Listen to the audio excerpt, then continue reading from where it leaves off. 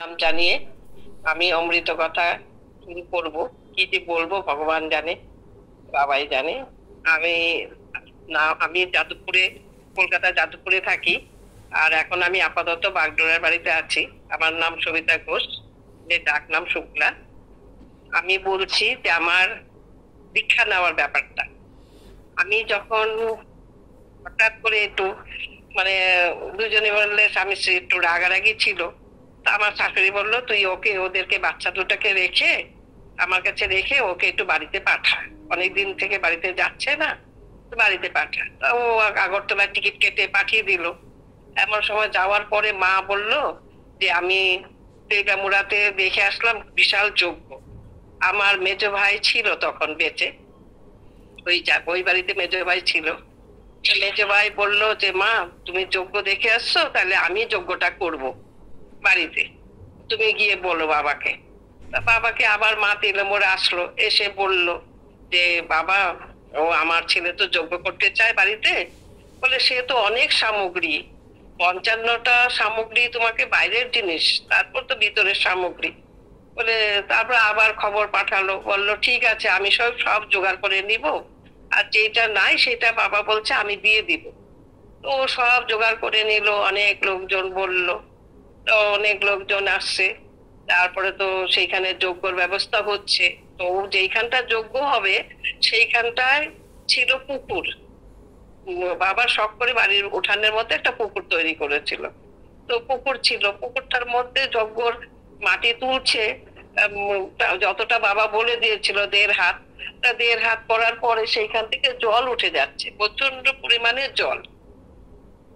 আমরা সেই ভোর রাত্রি থেকে জল কাচাচ্ছি, আবার জল এসে যাচ্ছে, আবার জল কাচাচ্ছি, জল এসে যাচ্ছে। তো ভাই বলছে কি করব বলতো শুক্লা। আমি সে জল তো দেখি একটু মাটি দিই, বালি দিই, বালি দেওয়ার পরে তাও দেখি জল বেরিয়ে যাচ্ছে, বেরিয়ে যাচ্ছে। আমি বলি, না এ তো হবে না। আমি গিয়ে বললাম, বাবা ওখানে তো জলই উঠে যাচ্ছে, জলই কমছে না। ও কিছু হবে না, ও ঠিক হয়ে যাবে, যখন যজ্ঞ করবো হয়ে যাবে। তখন তারপরে তো দেখলাম বাবা আসার আগ মুহূর্তে জলটা কমে গেল, কোথায় জল চলে গেল কিছুই বুঝতে পারলাম না। তারপরে এক এক গামলার মতন একটা বালি দেওয়া হলো, কোথায় যে জল চলে গেল, জলই নাই। তো ওখানে তো যজ্ঞ টজ্ঞ হলো। তারপরে মা বললো, শোন, তুই আমার সে তখন মাথাটা ঠিক ছিল না, বলতে কি মানে আমি তখন মরে যাই, বাঁচতে ইচ্ছা করতো না, এরকম ভাবনাটা আমার ছিল। তা আমার বোন বলছে, বোন আবার চাকরি করতো, আমার পরের বোনটা। তো ও বলে গেছিল পাড়ার একজন দুর্গা দুর্গা মা বাড়ি আছে, ওখানে নিয়ে যেত ওকে, আমি তো টাইম পাবো না, ওকে নিয়ে চলে যাও। তো ওরা বলছে ঠিক আছে শুক্লা, তোকে নিয়ে যাব। তা আমাকে নিয়ে যাবে, ওরা নিয়ে গেল। ওখানেও কিছু হচ্ছে না। তারপরে মা বললো তুই দীক্ষা নে। আমি কি করে দীক্ষা নেবো মা, আমার তো কুলগুরু আছে, আমার শ্বশুর শাশুড়ি, আমি বাড়ির বড় বউ, আমি যে দীক্ষাটা নিয়ে নেব ওদেরকে না বলে। বলে কিচ্ছু হবে না, এরকম মহাপুরুষ পাবি না। তা আমি তো দেখলাম সত্যি তাই মহাপুরুষ উনি। উনি তো, আমি মার গুরুদেবকে দেখেছি সিংহাসনে বসে থাকতে, ওখান থেকে ওনাকে অনেক মানে অনেক খাবার দিত, অনেক খাবার, মানে কি খাবার, মানে পুরোটাই কমই থাকতো না। মানে যেরকম জন্মাষ্টমীতে সবাই ভোগ দেয়, ঠিক সেরকম ভোগ দিত মার গুরুদেবকে। পা ধোয়া তো ওইরকম করতো।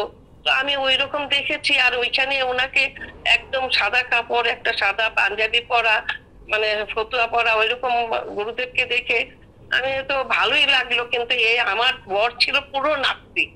নাস্তিক বলতে কি, মানে উনি প্রসাদ বললে প্রসাদটা হাতে নিবেন না। ওনাকে যদি বলতাম ফল বা মিষ্টি, তাহলে হাতে নিবে। আর আমি ছোটবেলা থেকে মানে বৈষ্ণব ঘর থেকে এসছি। আমি পূজা পার্বণ এগুলোকে আমি খুবই ভালোবাসতাম। কেন আমার ঠাকুমা ঠাকুরদা ওরা ছিল প্রসাদ বুঝি, আমার জেঠিমারা সবাই ছিল প্রসাদ বুঝি, মাও ছিল প্রসাদ বুঝি। আমি বিগ্রহ, মার বাড়ির ঘরে বিগ্রহ ছিল, সেই বিগ্রহকে আমি পূজা করতে খুবই ভালোবাসতাম। আর ওদেরকে আমি মানে ড্রেস পরাতে সাজাতে খুবই ভালোবাসতাম। সেইখানে আমি, মা বলছে তোর ওই শাশুড়ি শ্বশুরের গুরুদেব ছিল কালাচাঁদ পদ। তা আমি তো ওনার থেকে খোঁজ নিয়ে নিয়েছি আস্তে আস্তে, বলে বলে যে মাছ খায়, মাছ ভোগ দেয়। এটা তো আমরা কোনোদিনই মানে ভাবতেই পারতাম না যে মাছ ঠাকুরকে ভোগ দেওয়া, ওটা তখন তখনকার সময় আমি বুঝতে পারতাম না, ভাবতে পারতাম না। যাই হোক, আমি তখন মা বলার সাথে সাথে ঠিক আছে, তোর ঠিক হয়ে যাবে, তুই বাবার থেকে দীক্ষা নে। আমি বললাম কি নিব, দীক্ষা যে আমি নিব, আমি কি করে নিব, কি দিয়ে নিব? বাবাকে বললাম, বাবা বললো যে আমি শুধু হত্যকি নেই। ঠিক আছে, ভাই সেই এক ঠোঙা হত্যকে নিয়ে আসলো, নিয়ে এসে তারপর বললো সবাই তো হত্যকি, আমরাও দিব তাইলে, তাহলে যারা যারা দীক্ষা নিবে তা সবাই হত্যকি ওখান থেকে দিব। তারপরে তুই হত্যকি দেওয়ার পর আমি দীক্ষা নিলাম। দীক্ষা নেওয়ার পরে আমি বললাম ও তো পুরো নাস্তিক, আমার হাজবেন্ড তো পুরো নাস্তিক, আর ও কি নিবে? বলে হ্যাঁ হ্যাঁ নিবে নিবে, চিন্তা করতে হবে না তোমাকে। আমি বলছি, ঠিক আছে, তাহলে আমি তো বাগডোগরা কবে যাবে বাবা, তখন তো দীক্ষা দিতে হবে। আমি তখন, শোনা যাচ্ছে, তখন তখন আমি ও দীক্ষা নিয়ে নিবে, দিয়ে দিব, ঠিক আছে। তা আমি বললাম ঠিক আছে। তো একদমই মানে নাস্তিক বলতে কি, ও প্রসাদ বললে প্রসাদটা হাতে নিত না, তারপরে আমি ফল বলে দিতাম বা মিষ্টি বলে দিতাম, ওইভাবে ওকে ওর হাতে দিতাম, ওর বাবার হাতে। তারপরে আমি একদিন দেখি ঝগড়া হচ্ছে, ঠাকুরই ফেলে দিল নষ্টার জুতো দিয়ে। মানে ওইরকম, মানে ও ঠাকুর ঠাকুর ঠাকুর বিশ্বাসই করতো না, মানে পুরো কমিউনিস্ট। ঠিক আছে, ওইভাবেই চলছে ওনার সাথে সাথে। তারপরে দেখি বাবা আসলো বাগডোগরায়। তা আমি, আমার বড় মেয়ের একটা মানত ছিল, তা আমি বললাম বৈষ্ণব সেবা আর ব্রাহ্মণ সেবা দিব, বালক সেবা দিব। আমার মাসির শাশুড়ি বাড়ি ছিল, আমরা তো কোয়ার্টার, ডিফেন্সের এলাকায় কোয়ার্টার, ওখানে একজনের বেশি দুইজন ঢুকতে দেয় না, পাস নিয়ে ঢুকতে হয়। তা আমি বললাম ওখানে তো পারবো না, কোয়ার্টারে একজনের বেশি দুজন ঢুকতে দেয় না। আমি তাহলে মাসির শাশুড়ি বাড়ি আছে বাগডোগরা, শিব মন্দিরের পাশে, ওখানে হবে। অনুষ্ঠানটা করলাম। তারপরে বাবাকে আমি শিব মন্দির দেবাশিসদার বাড়ির থেকে আমি গিয়ে সব জোগাড় টোগাড়, ও কলকাতায় ছিল, কলকাতা থেকে আসবে সেই দিনই আসলো, কলকাতা থেকে আসবে, তখনও আসে নাই। বলে আমি রাস্তায় খেয়ে নিয়েছি, আমি দীক্ষা নিতে পারবো না। আমি আবার বাবাকে দেবাশিসদার বাড়িতে যখন গেলাম আনতে, তখন সবাই তিনটা অটো করে নিয়ে আসছে সবাইকে, ভক্তদেরকে। আসার পরে তখন আমি বললাম, বলে কি কিচ্ছু হবে না, ও স্নান করে আসলেই হবে, দুয়া জামা কাপড় পরে। তো ও ডাইরেক্ট কোয়ার্টারে চলে গেল। এসে তারপরে তো আসলো, বললাম আসো বাবা, আসতে বাবা চলে এসছে, বাবাকে নিয়ে এসছি, তুমি দীক্ষাটা নিয়ে নাও। তারপরে তো দীক্ষাটা নিল। তারপরে যে আমল পরিবর্তন হয়ে গেল ওর বাবা, মানে ও ধ্যান জ্ঞান বাবা ছাড়া কিচ্ছু না। বাবা ছাড়া, বাবা যখনই বলতো, দেবাশিসদাকে বলতো যে তুমি আসো, এমন জায়গায় আসো, তখন ওই বাবাকে বলতো, তখন আছে না হাইলাইটের চশমার দোকানের হাইলাইট, তো তপনকে বলো, তপন ঘোষকে বলো নিয়ে তোমরা দুইজনই চলে আসো। আর দুইজনই চলে যেত, মানে বাবা বলার এক সেকেন্ডও দেরি করতো না, বাবা বলছে আমি যাব। মানে এইটাই আমার বলার ছিল আজকে, পরে অন্যদিন বলবো সব কথা। প্রণাম প্রণাম। নাম জানিয়ে আমি অমৃত কথা শুরু করবো, কি যে বলবো ভগবান জানে, বাবাই জানে। আমি আমি যাদবপুরে, কলকাতা যাদবপুরে থাকি, আর এখন আমি আপাতত বাগডোরার বাড়িতে আছি। আমার নাম সবিতা ঘোষ, ডাক নাম শুক্লা। আমি বলছি যে আমার দীক্ষা নেওয়ার ব্যাপারটা। আমি যখন হঠাৎ করে একটু মানে দুজনে বললে স্বামী স্ত্রী একটু রাগারাগি ছিল, তা আমার শাশুড়ি বললো তুই ওদেরকে বাচ্চা দুটাকে রেখে আমার কাছে রেখে ওকে একটু বাড়িতে পাঠা, অনেকদিন থেকে বাড়িতে যাচ্ছে না, বাড়িতে পাঠা। তা ও আগরতলার টিকিট কেটে পাঠিয়ে দিল। এমন সময় যাওয়ার পরে মা বলল যে আমি তেগামুড়াতে দেখে আসলাম বিশাল যজ্ঞ। আমার মেজ ভাই ছিল তখন বেঁচে, ওই বাড়িতে মেজ ভাই ছিল। মেজ ভাই বললো যে মা তুমি যজ্ঞ দেখে আসছো, তাহলে আমি যজ্ঞটা করব বাড়িতে, তুমি গিয়ে বলো বাবাকে। বাবাকে আবার মা তেলেমোড়া আসলো, এসে বলল যে বাবা ও আমার ছেলে তো যজ্ঞ করতে চায় বাড়িতে। বলে সে তো অনেক সামগ্রী, 55টা সামগ্রী তোমাকে বাইরের জিনিস, তারপর তো ভিতরের সামগ্রী। বলে তারপর আবার খবর পাঠালো, বললো ঠিক আছে আমি সব জোগাড় করে নিব, আর যেটা নাই সেটা বাবা বলছে আমি দিয়ে দিব। তো সব জোগাড় করে নিল, অনেক লোকজন বলল, তো অনেক লোকজন আসছে। তারপরে তো সেইখানে যজ্ঞর ব্যবস্থা হচ্ছে। তো যেইখানটা যজ্ঞ হবে সেইখানটায় ছিল পুকুর, বাবার শখ করে বাড়ির উঠানের মধ্যে একটা পুকুর তৈরি করেছিল। তো পুকুর ছিল, পুকুরটার মধ্যে যজ্ঞর মাটি তুলছে, যতটা বাবা বলে দিয়েছিল 1.5 হাত, তা 1.5 হাত করার পরে সেইখান থেকে জল উঠে যাচ্ছে, প্রচন্ড পরিমাণে জল। আমরা সেই ভোর রাত্রি থেকে জল কাচাচ্ছি, আবার জল এসে যাচ্ছে, আবার জল কাচাচ্ছি, জল এসে যাচ্ছে। তো ভাই বলছে কি করব বলতো শুক্লা। আমি সে জল তো দেখি একটু মাটি দেই, বালি দেই, বালি দেওয়ার পরে তাও দেখি জল বেরিয়ে যাচ্ছে বেরিয়ে যাচ্ছে। আমি বলি না, এ তো হবে না। আমি গিয়ে বললাম বাবা ওখানে তো জলই উঠে যাচ্ছে, জলই কমছে না। ও কিছু হবে না, ও ঠিক হয়ে যাবে, যখন যজ্ঞ করবো হয়ে যাবে। তখন তারপরে তো দেখলাম বাবা আসার আগ মুহূর্তে জলটা কমে গেল, কোথায় জল চলে গেল কিছুই বুঝতে পারলাম না। তারপরে এক গামলার মতন একটা বালি দেওয়া হলো, কোথায় যে জল চলে গেল জলই নাই। তো ওখানে তো যজ্ঞ টজ্ঞ হলো। তারপরে মা বললো শোন, তুই আমার সে তখন মাথাটা ঠিক ছিল না, বলতে কি মানে আমি তখন মরে যাই, বাঁচতে ইচ্ছা করতো না, এরকম ভাবনাটা আমার ছিল। আমার বোন বলছে, বোন আবার চাকরি করতো আমার পরের বোনটা, তো বলে গেছিল পাড়ার একজন দুর্গা মা বাড়ি আছে, ওখানে নিয়ে যেহেতু ওকে, আমি তো টাইম পাবো না, ওকে নিয়ে চলে যাও। তো ওরা বলছে ঠিক আছে শুক্লা, তোকে নিয়ে যাব। তা আমাকে নিয়ে যাবে, ওরা নিয়ে গেল, ওখানেও কিছু হচ্ছে না। তারপরে মা বললো তুই দীক্ষা নে। আমি কি করে দীক্ষা নেবো মা, আমার তো কুলগুরু আছে, আমার শ্বশুর শাশুড়ি, আমি বাড়ির বড় বউ, আমি যে দীক্ষাটা নিয়ে নেব ওদেরকে না বলে, বলে কিচ্ছু হবে না, এরকম মহাপুরুষ পাবি না। আমি তো দেখলাম সত্যি তাই মহাপুরুষ। উনি উনি তো আমি মার গুরুদেবকে দেখেছি সিংহাসনে বসে থাকতে, ওখান থেকে ওনাকে অনেক মানে অনেক খাবার দিত, অনেক খাবার, মানে কি খাবার মানে কোনোটাই কমই থাকতো না। মানে যেন জন্মাষ্টমীতে সবাই ভোগ দেয় ঠিক সেরকম ভোগ দিত মার গুরুদেবকে, পা ধোয়াতো ওইরকম করতো।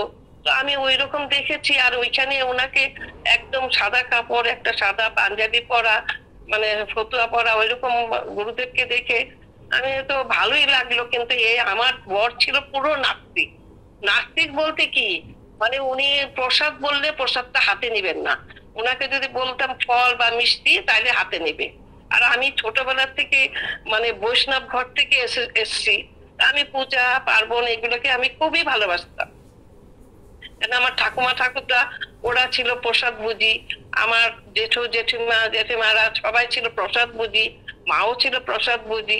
আমি বিগ্রহ, মার বাড়ির ঘরে বিগ্রহ ছিল, সেই বিগ্রহকে আমি পূজা করতে খুবই ভালোবাসতাম। আর ওদেরকে আমি মানে ড্রেস পরাতে সাজাতে খুবই ভালোবাসতাম।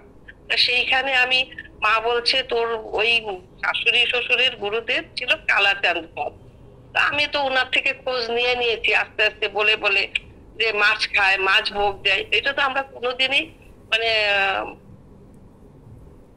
ভাবতেই পারতাম না যে মাছ ঠাকুরকে ভোগ দেওয়া, তখনকার সময় আমি বুঝতে পারতাম না, ভাবতে পারতাম না। যাই হোক, আমি তখন মা বলার সাথে সাথে ঠিক আছে তোর ঠিক হয়ে যাবে, তুই বাবার থেকে দীক্ষা নে। আমি বললাম কি নিব দীক্ষা, যে আমি নিব, আমি কি করে নিব, কি দিয়ে নিব? বাবাকে বললাম, বাবা বললো যে আমি শুধু হত্যকি নেই। ঠিক আছে, ভাই সেই এক ঠোঙা হত্যকে নিয়ে আসলো, নিয়ে এসে তারপরে বললো সবাই তো হত্যকি, আমরাও দিব তাইলে, তাহলে যারা যারা দীক্ষা নিবে তা সবাই হত্যকি ওখান থেকে দিব। তা হত্যকে দিয়ে দীক্ষা নিলাম।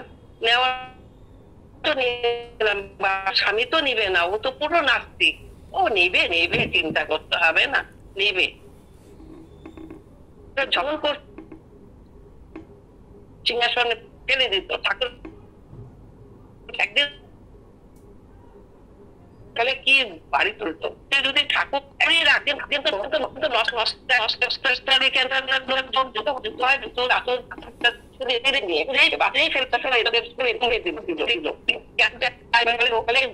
বাড়িতে যদি ঠাকুরই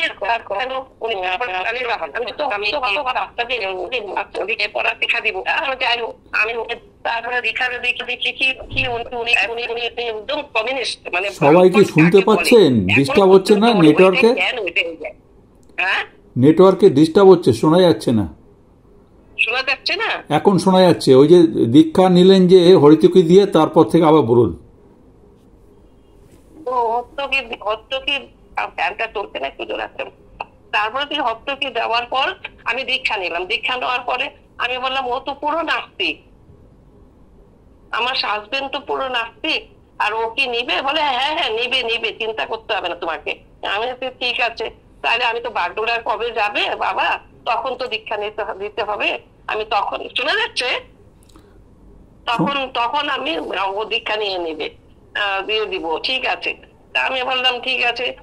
তো একদমই মানে নাস্তিক বলতে কি, ও প্রসাদ বললে প্রসাদটা হাতে নিত না, তারপরে আমি ফল বলে দিতাম বা মিষ্টি বলে দিতাম, ওইভাবে ওকে ওর হাতে দিতাম, ওর বাবার হাতে। তারপরে আমি একদিন দেখি ঝগড়া হচ্ছে, ঠাকুরই ফেলে দিল নস্টার জুতো দিয়ে। মানে ওইরকম, মানে ও ঠাকুর ঠাকুর ঠাকুর বিশ্বাসই করতো না, মানে পুরো কমিউনিস্ট। ঠিক আছে, ওইভাবেই চলছে ওনার সাথে সাথে। তারপরে দেখি বাবা আসলো বাগডোগরায়। তা আমি, আমার বড় মেয়ের একটা মানত ছিল, তা আমি বললাম বৈষ্ণব সেবা আর ব্রাহ্মণ সেবা দিব, বালক সেবা দিব। আমার মাসির শাশুড়ি বাড়ি ছিল, আমরা তো কোয়ার্টার, ডিফেন্সের এলাকায় কোয়ার্টার, ওখানে একজনের বেশি দুইজন ঢুকতে দেয় না, পাস নিয়ে ঢুকতে হয়। তা আমি বললাম ওখানে তো পারবো না, কোয়ার্টারে একজনের বেশি দুজন ঢুকতে দেয় না। আমি তাহলে মাসির শাশুড়ি বাড়ি আছে বাগডোগরা, শিব মন্দিরের পাশে, ওখানে হবে, অনুষ্ঠানটা করলাম। তারপরে বাবাকে আমি শিব মন্দির দেবাশিসদার বাড়ির থেকে আমি গিয়ে সব জোগাড় টোগাড়, ও কলকাতায় ছিল, কলকাতা থেকে আসবে সেই দিনই আসলো, কলকাতা থেকে আসবে, তখনও আসে নাই। বলে আমি রাস্তায় খেয়ে নিয়েছি, আমি দীক্ষা নিতে পারবো না। আমি আবার বাবাকে দেবাশিসদার বাড়িতে যখন গেলাম আনতে, তখন সবাই তিনটা অটো করে নিয়ে আসছে সবাইকে, ভক্তদেরকে। আসার পরে তখন আমি বললাম, বলে কি কিচ্ছু হবে না, ও স্নান করে আসলেই হবে, 2 জামা কাপড় পরে। তো ও ডাইরেক্ট কোয়ার্টারে চলে গেল।